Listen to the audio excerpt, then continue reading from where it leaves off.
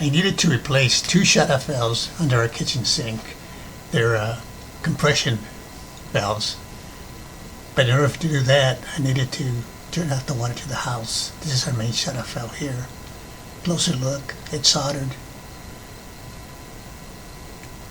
The problem was the valve for the city on the street there was also not functioning for the last several weeks.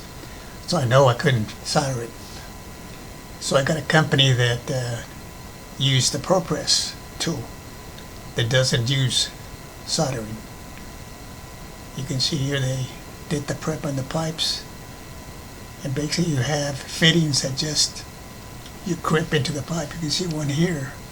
This is connecting two pipes here, and then the shut-off valve itself has these kind of look like ribs here. This tool here, it's a version of the ProPress. This one they call it the press tool, and you can see the price on this one.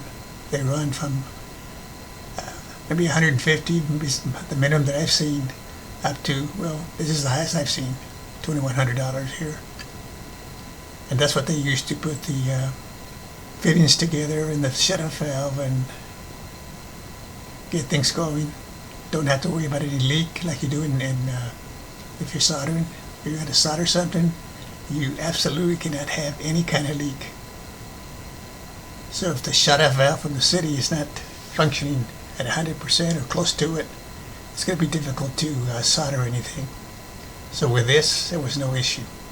The only problem is the tool clamps around this pipe, and for it to do that and do the job, you have to chip at the brick. So this is the damage that was done on this area right here with the tool.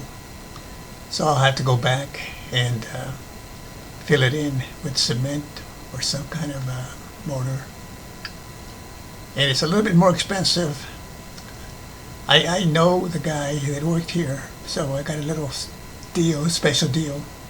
You see here in this area here, also they chipped in there. So there's a couple of areas that I need to fill in.